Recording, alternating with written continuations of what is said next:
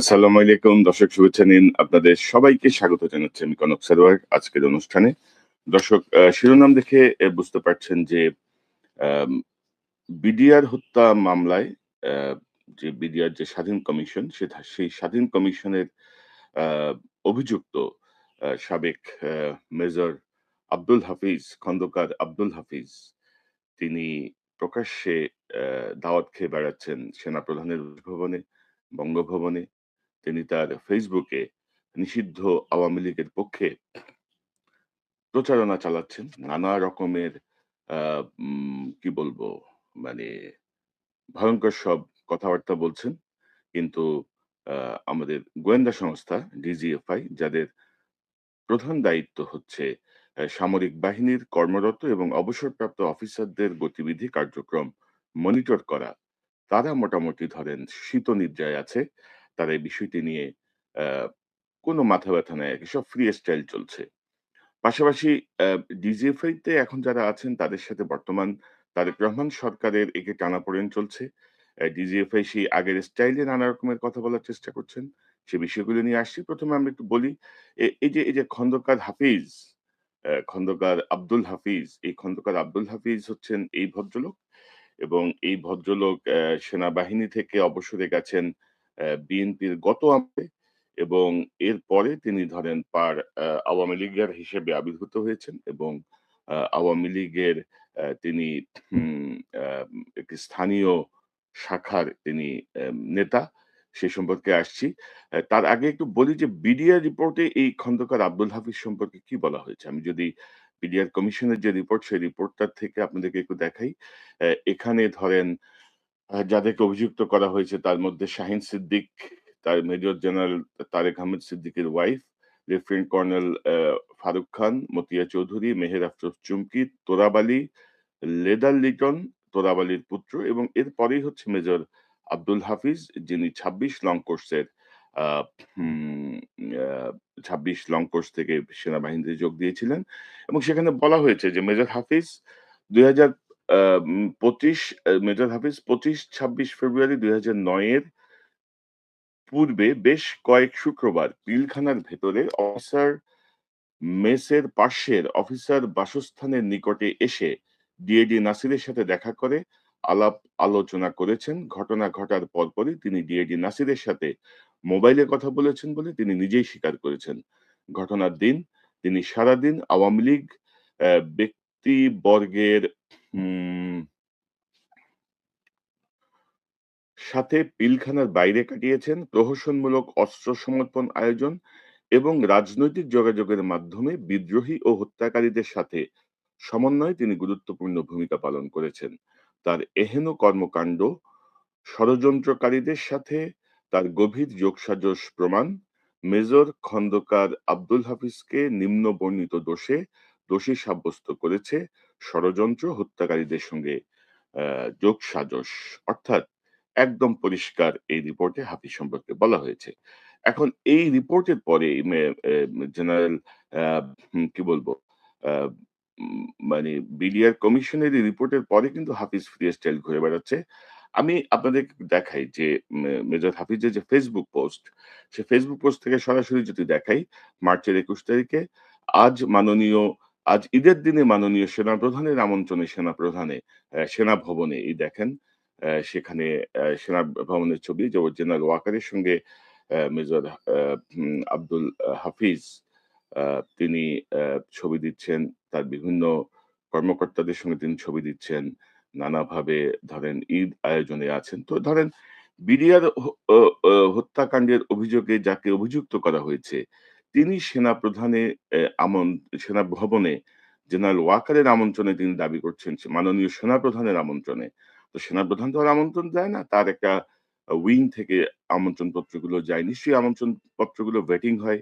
কারা আমন্ত্রণ পাচ্ছেন? নিশ্চয়ই কোনো শীর্ষ সন্ত্রাসী সেনাবাহিনীর সেনাপ্রধানের কোনো অনুষ্ঠানে আমন্ত্রিত হওয়ার কথা না। তো সেক্ষেত্রে এই যে বিডিআর হত্যার অভিযোগে অভিযুক্ত বিডিআর এর হত্যাকাণ্ডের অভিযোগে যাদেরকে অভিযুক্ত করা হয়েছে কমিশনের রিপোর্টে, এই বেটা কি করে সেনাপ্রধানের বাসায় আমন্ত্রিত হয়? তারপর দেখেন আ আমি যদি আপনাকে দেখাই এরপরে তার আমি সরাসরি তার Facebook থেকেই আপনাদেরকে দেখাচ্ছি। দেখেন সব তার বঙ্গবন্ধু, হাসিনা এসব নিয়ে তো আছেই। এর মধ্যে সে ধরেন আরেকটা পোস্ট আছে যেখানে তার কদিন পরেই সে উম বঙ্গভবনে গেছে স্বাধীনতা দিবসের অনুষ্ঠানে মার্চের ২৬ তারিখে সে বঙ্গভবনে এটাকে ফেলে দিছে নাকি? আ এই ধরনের সেনাপ্রধানের পরে আমি যদি আপনাদেরকে একটু দেখাই, এই ধরেন এই যে ধরেন এখানে লিখছে যে, আজ মহান স্বাধীনতা দিবসে বঙ্গভবনে এবং বঙ্গভবনে তার বিভিন্ন কোর্সমেট, ব্যাচমেটদের সঙ্গে তার ছবি এবং অনেক রকমের বিষয় এখানে আছে। এবং আ উম এই ধরেন আমি যদি আপনাদেরকে দেখাই, এই যে অনেক সেনা কর্মকর্তা, এই বিতর্কিত আনিস আলমগীর সহ অনেকের সঙ্গে তার ছবি আপনি যদি দেখেন।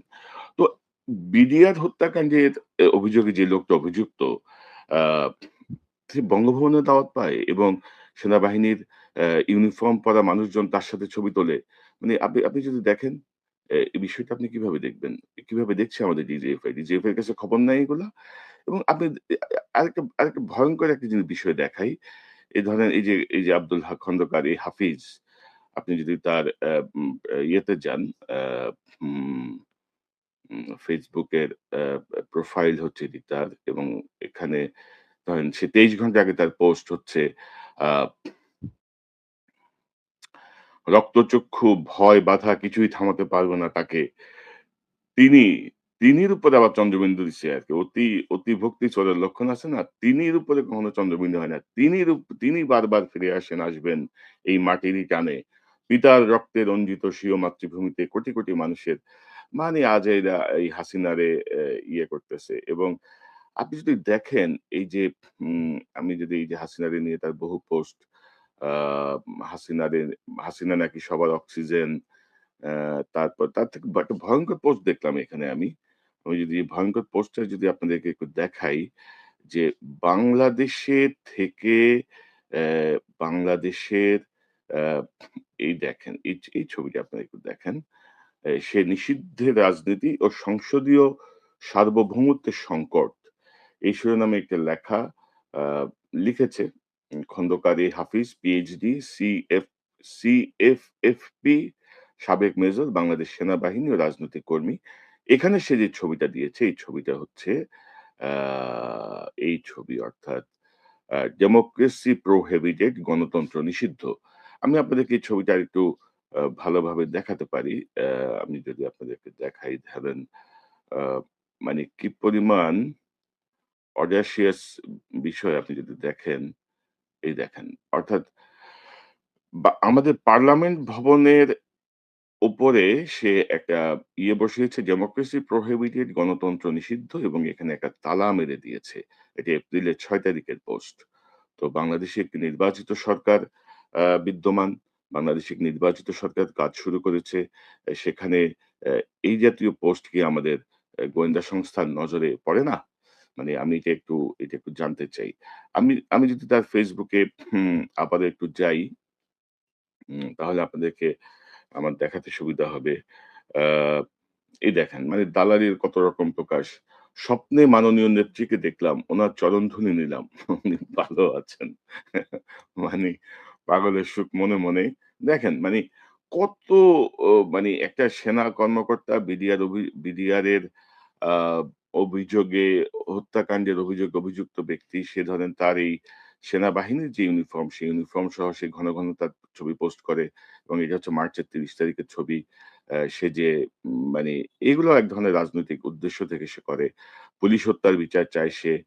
তো এই জায়গাগুলোকে আসলে দেখার মতো কেউ নাই এবং এখানে বেশ কিছু আ উম বিরূপ মন্তব্য আছে সরকার সম্পর্কে, জুলাই বিপ্লব সম্পর্কে এবং অন্যান্য বিষয় সম্পর্কে। এবং সে যাচ্ছে তাই ভাবে তার প্রচারণা চালিয়ে যাচ্ছে এবং আমি যদি আপনাদেরকে একটা বিষয় একটু দেখাই, আ আমি টোটাল স্ক্রিনিং করে রাখছি তার সবই। এবং সেই স্ক্রিনিং এর জায়গাটায় আপনি যদি দেখেন, সে আবার ধরেন বিডিআর হত্যায় অভিযুক্ত। সে আবার ধরেন পিলখানা দিবসে সে আবার এখানে পোস্ট দেয় দেখেন অবস্থাটা দেখেন। মাছের মায়ের পুত্র শোক। আজ সেই ভয়াল ২৫শে ফেব্রুয়ারি ২০০৯ সালের এই দিন ইত্যাদি, ইত্যাদি, ইত্যাদি। বেহেশত নসিব করুক ইত্যাদি। দেখেন অবস্থাটা। তো এখন এগুলো কি হুম দেখার কেউ নাই? এই আমাদের ডিজিএফআই এর কাজটা কি? আমাদের ডিজিএফআই এর কাজ তো হচ্ছে ফিল্ড ইন্টেলিজেন্স। তো ফিল্ড ইন্টেলিজেন্স এ তারা কি করছে? এই দেখেন। সে ঈদের শুভেচ্ছা জানায়। ঈদের শুভেচ্ছা হচ্ছে সে হচ্ছে সদস্য কেন্দ্রীয় উপকমিটি শ্রম ও জনশক্তি বাংলাদেশ আওয়ামী লীগ, সদস্য টাঙ্গাইল জেলা আওয়ামী লীগ, সাধারণ সম্পাদক বঙ্গবন্ধু সেনা পরিষদ। তো আওয়ামী লীগের কার্যক্রম বাংলাদেশে নিষিদ্ধ। সেখানে একজন সাবেক সেনা কর্মকর্তা এইভাবে যদি পোস্ট দেয়, এগুলো কি আমাদের দেখার মতো কেউ নাই? আমাদের গোয়েন্দা সংস্থার কাজ কি? তো এখন ধরেন আমাদের ডিজিএফআই এর যিনি এখন দায়িত্বে আছেন, তিনি দায়িত্ব নিয়েছেন ২৫শে ফেব্রুয়ারি জনাব মেজর জেনারেল আ কায়সার সাহেব, কায়সার রশিদ চৌধুরী। তিনি দায়িত্ব নিয়েছেন আ ২৫শে ফেব্রুয়ারি এবং ২০২৬ অর্থাৎ এই সরকারের আ আসার পরপর এই সরকার এসেছে সম্ভবত ১৭ই ফেব্রুয়ারি শপথ নিয়েছে। অ্যা ২৫শে ফেব্রুয়ারি তাকে নিয়োগ দেওয়া হয়েছে এবং এই নিয়োগটা নিয়ে অনেক ধরনের বক্তব্য আছে। তো এখন ধরেন এই যে ঘটনাগুলো, এই ঘটনাগুলো সব কিন্তু এই ডিজির দায়িত্বে আসার পরের ঘটনা। তো এখন এই জায়গাগুলো আসলে দেখবে কে? মানে ডিজিএফআই এর কাজ কি? এবং আমি ডিজিএফআই ধরেন সেই যথারীতি আগের স্টাইলে চলছে। ডিজিএফআই স্বাভাবিক সময়ে প্রধানমন্ত্রীকে যে রিপোর্ট দিয়েছে, প্রধানমন্ত্রীর সাথে তিনি তারা ইন জেনারেল তারা বলেছে যে Facebook এ যারা বিগত সময় থেকে কাজ করে আসছে, যে সমস্ত অ্যাক্টিভিস্ট, ইনফ্লুয়েন্সার বা অনলাইন সাংবাদিক মানে অপসাংবাদিকেরা অর্থাৎ মানে সেই হাসিনার ভূত এদের মাথা থেকে এখনো যায় নাই। তারা আ উম মানে কি বলবো? উম এই কায়সার সাহেবের বহু ইনফরমেশন আছে এবং, এবং এই ডিজিএফআই কিন্তু বর্তমান সরকারকে আ মানে আমি যে অভিযোগটা শুনলাম যে মানে ভিন্ন পথে বা রং ইনফরমেশন দিচ্ছে। অর্থাৎ ভারতের ফ্রন্টলাইন পত্রিকায় ছাপানো একটা রিপোর্টকে তারা তাদের ডিজিএফআই এর এনালাইসিস হিসেবে সাবমিট করে দিয়েছে সরকারের কাছে এবং পরে এটা আমাদের খুব সম্ভবত আমাদের ফরেন মিনিস্টার যিনি ইউনিট সরকারের সময় প্রতিরক্ষা উপদেষ্টা ছিলেন। আ প্রতিরক্ষা উপদেষ্টা না, প্রতিরক্ষা উপদেষ্টাই দায়িত্বে ছিলেন। তিনি এটাকে উম উম ফাইন্ড আউট করেছেন যে আ ই ইন্ডিয়ান যে পত্রিকা ফ্রন্টলাইন তার একটা রিপোর্টকে কেন বহু ডিজিএফআই তাদের প্রতিবেদন বলে, তাদের অনুসন্ধান বা তাদের অবজারভেশন বলে চালিয়ে দিচ্ছে। পাশাপাশি তিনি নিজের মানে আ হাসিনা আমলে তাকে জামাতপন্থী বলে ডিজিএফআই তে উল্লেখ করা ছিল এবং তিনি এটিকে রিমুভ করার জন্য একটি তদন্ত আদালত গঠন করেছেন ইন্টারনালি। তো মানে আমি বুঝলাম না এগুলা কি হচ্ছে, কেন হচ্ছে? আমরা কি যার সঙ্গেই যার উপরেই আস্থা রাখবো তিনিই কি আমাদেরকে ডোবাবেন? এবং ধরেন যে এই জেনারেল কায়সার রশিদের এই নিয়োগ নিয়ে কিন্তু অনেক প্রশ্ন আছে। তিনি কিন্তু জেনারেল আজিজের মিলিটারি অ্যাটাচ হিসেবে কাজ করেছেন দীর্ঘদিন এবং আজিজ কিন্তু আ আজিজ যাওয়ার পরে উম জেনারেল শফিউদ্দিন যখন দায়িত্বে আসেন, তখন জেনারেল আজিজের অনুরোধে তাকে নিউ ইয়র্কে পোস্টিং করা হয়। অর্থাৎ সব আমলেই তারা সুবিধা নিচ্ছেন এবং এই আমলেও সুবিধা নিচ্ছেন এবং আপনারা জানেন যে দায়িত্ব নেওয়ার পরপরই তিনি কথিত চিকিৎসার নামে ভারতে যেয়ে সেই রীতি হাসিনা চালু করেছিল, সেই রীতি অনুযায়ী ভারতে যেয়ে ধর্ণা দিয়ে এসেছেন। তো এটি গেল ডিজিএফআই এর পার্ট। একটা পার্ট খন্দকার হাফিজদেরকে কিভাবে প্রমোট করা হচ্ছে এটি হচ্ছে তার বিষয়। পাশাপাশি আরেকটা বিষয় আমি আপনাদেরকে দেখাই। আপনারা জানেন যে সাম্প্রতিক সময়ে বেশ আলোচিত একটা বিষয় হচ্ছে যে উম সেনাবাহিনীর শেখ হাসিনা আ যাকে গুলি করার নির্দেশ দিতেন বা শেখ হাসিনা যে মুহূর্তে আ মানে শেষ আ চেষ্টা হিসেবে আ যাকে টেলিফোনে নির্দেশনা দিয়েছিলেন যে কিভাবে গুলি করতে হবে, কিভাবে আ যেতে হবে, সেই জায়গাটাতেও ধরেন এই যে রাজীব, লেফটেন্যান্ট কর্নেল আ রাজীব তাকে শেখ হাসিনা তাকে এবার আ ব্রিগেডিয়ার পদে প্রমোশন দেওয়া হয়েছে। এটি জুলকারনাইন শাহের ১ম তার ফেসবুকে নিয়ে আসেন এবং আমি যদি দেখাই যে ডিজিএফআই এর যে রিপোর্ট, সেই রিপোর্টটা যদি আপনাদেরকে আমি একটু দেখাই তার ব্যাপারে তাহলে আপনারা স্পষ্ট হবেন। লেফটেন্যান্ট কর্নেল জিএম আ রাজীব আহমেদ, পিএসসি, প্রাক্তন পদাতিক। তার বিএ নাম্বার 5929 এবং তার রাজনৈতিক আ অফিসার এবং তার পরিবারের রাজনৈতিক সংশ্লিষ্টতা এখানে কিন্তু তার বিস্তারিত আছে। তার আপন চাচা হচ্ছে শাহজাদপুর উপজেলার আওয়ামী লীগের সাধারণ সম্পাদক। আ তার স্ত্রীর মামা হচ্ছে বঙ্গবন্ধু পরিষদের নেতা। শ্বশুর হচ্ছে আওয়ামী লীগ সমর্থক ছিলেন। আ চাচা আওয়ামী লীগের ইত্যাদি, ইত্যাদি সবকিছু লেখা আছে এবং পরবর্তীতে আছে যে জুলাই ২০২০ থেকে অক্টোবর ২৪ পর্যন্ত প্রাক্তন প্রধানমন্ত্রী শেখ হাসিনা ও পরবর্তীতে আ মাননীয় প্রধান উপদেষ্টার উপসামরিক সচিব হিসেবে দায়িত্ব পালন করেন। আম আ অফিসের ৪৬ পদাতিক ব্রিগেডের অধীনস্থ ১৬ বীরের অধিনায়ক থাকাকালীন সময় তৎকালীন ব্রিগেডিয়ার জেনারেল নকিব আহমেদ চৌধুরীর অত্যন্ত অনুগত ছিলেন। পরবর্তীতে মেজর জেনারেল নকিব এমএসপিএম হলে তার আস্থাভাজন অফিসার হিসেবে তাকে এএমএসপিএম হিসেবে পদায়ন করা হয়। আ এম এএমএসপিএম হিসেবে অফিসার শেখ হাসিনা পরিবারের অত্যন্ত ঘনিষ্ঠ ছিলেন। ৫ই আগস্ট পূর্ববর্তী বিভিন্ন সরকারি দমন-পীড়নের সাথে অফিসার একনিষ্ঠভাবে যুক্ত ছিলেন। আ তারপরে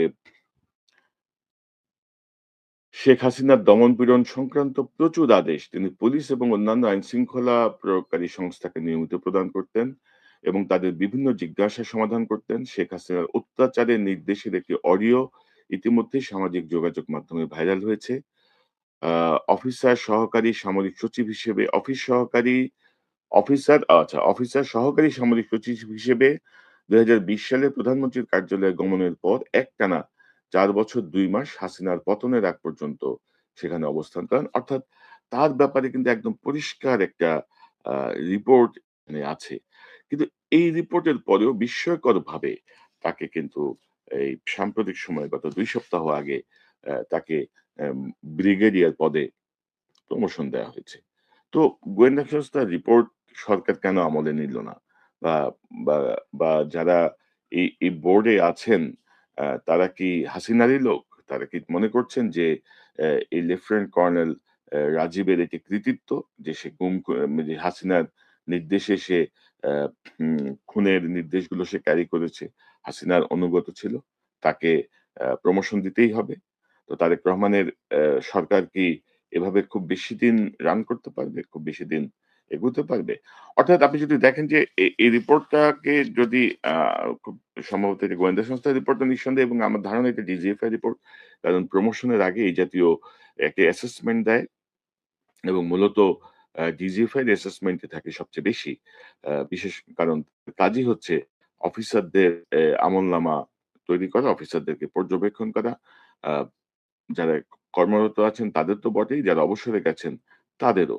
কিন্তু তারপরেও এই লোকটা কিভাবে প্রমোশন পেল? এটা নিয়ে সোশ্যাল মিডিয়ায় আলোচনা হচ্ছে গত ২ সপ্তাহ অর্থাৎ প্রমোশন দেওয়ার পরপরই। কিন্তু এখন পর্যন্ত কিন্তু কোনো পদক্ষেপ নেওয়া হয়নি। তো এই খন্দকার আব্দুল হাফিজ বীরের বেশে ঘুরে বেড়াচ্ছেন, বিডিআর হত্যাকাণ্ডের অভিযুক্ত আসামি। ডিজিএফআই কি করতেছে আমি জানি না। তারেক রহমানের প্রতি আমাদের আহ্বান, আমার আহ্বান এই যে প্রধানমন্ত্রী তারেক রহমান, আপনি যদি আসলে উম এইসব ফাঁড়া থেকে বাঁচতে চান, এরাই কিন্তু আপনার জন্য বিপদ তৈরি করবে, এরাই কিন্তু আপনার জন্য বিপদ সৃষ্টি করবে। এই জায়গা থেকে বের হয়ে আসতে হলে দয়া করে এই হাসিনার যে অনুগত পা চাটা যারা আছে, তাদেরকে আপনি বিভিন্ন জায়গায় যারা বসে আছে তাদেরকে সেখান থেকে সরান। তাদেরকে দিয়ে অন্তত আপনার পারপাস সার্ভ হবে না। তারা এমনভাবে ঘটনা ঘটাবে, তারা এমনভাবে ঘটনা খেলবে, অ্যা কারণ তাদের সাথে আছে পার্শ্ববর্তী রাষ্ট্রের গোয়েন্দা সংস্থার পরামর্শ, তাদের গাইডেন্স। তো সেই জায়গাটায় আসলে ঠেকানো খুব মুশকিল হয়ে যাবে। তো বেটার হচ্ছে গাছ উপড়ে ফেলা। এই গাছ থাকলেই বিপদ, এই গাছ যদি কমান্ডে থাকে তাহলেই বিপদ। এরকম এখনো অসংখ্য চিহ্নিত আ হত্যাকারী, গুমকারী, ষড়যন্ত্রকারী, দেশের বিরুদ্ধে মানে সেনাবাহিনীর পবিত্র ইউনিফর্ম পরে দেশের বিরুদ্ধে ষড়যন্ত্রকারী এরকম অফিসার আছেন এবং এদের সংখ্যা অবশ্য খুব বেশি না। কিন্তু তারা বিভিন্ন কারণে অনেক বেশি শক্তিশালী। তো প্রধানমন্ত্রী আপনি যদি বিভ্রান্ত হওয়ার চেষ্টা করে আপনাকে এবং আপনি যদি বিভ্রান্ত হন, তাহলে কিন্তু আমাদের সামনে কোনো আশার কোনো প্রদীপ আর জ্বলবে না। আপনি আমি মনে করব আপনি সাহসিকতার সাথে এই জায়গাটি মোকাবেলা করুন এবং আ আওয়ামী লীগের অনুগত, ভারতের অনুগত যারা আছেন তারা চিহ্নিত, তাদের ব্যাপারে কঠোর এবং কার্যকর পদক্ষেপ নিন। না হলে কিন্তু আ পরিস্থিতি খারাপের দিকে যাবে। আর আপনি যদি মনে করেন বা আপনাকে যদি কেউ বোঝায় যে এই জাতীয় পদক্ষেপ অস্থিতিশীলতা তৈরি করবে, করতে দেন। কেউ, কেউ একটা চুলও চিটতে পারবে না। কারণ হচ্ছে আমাদের সেনাবাহিনী বলেন, পুলিশ বলেন, প্রশাসন বলেন, জনগণের শক্তি কত ভয়ংকর হতে পারে এটি তারা দেখেছে। সো সেই জায়গাটা থেকে আমার মনে হয় যেন কার্যকর পদক্ষেপ নেওয়ার সময় এসেছে।